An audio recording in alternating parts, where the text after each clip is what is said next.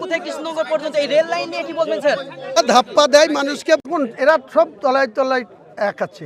বিজেপিরও উদ্দেশ্য মুসলমানদের ক্ষতি করা, মমতা ব্যানার্জিরও আজকের দিনে উদ্দেশ্য মুসলমানদেরকে শুধু উপরে বলে আমাদের দুধেল গায় মুসলমানরা, কিন্তু তাদের কোনো কিছু করে না।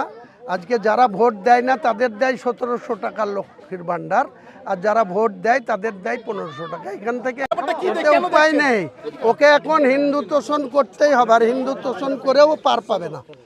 ওই শুভেন্দুরা যে খেলা খেলতে লেগেছে, মমতা ব্যানার্জি না হিন্দুদের কাছে গ্রহণযোগ্যতা থাকবে, না মুসলমানদের ওয়াকফ নিয়ে এসআইআর নিয়ে যা করেছে তাতে মুসলমানদের কাছেও কোনো একটা রাস্তা যেখানে মানুষ সরকার বদলাচ্ছে কিন্তু রাত দিন একই কষ্ট থেকে যে ফরিদপুর থেকে কৃষ্ণনগর পর্যন্ত এই রেল লাইন নিয়ে কি বলবেন স্যার?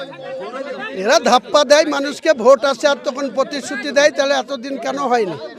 নতুন কিছু দেখবে?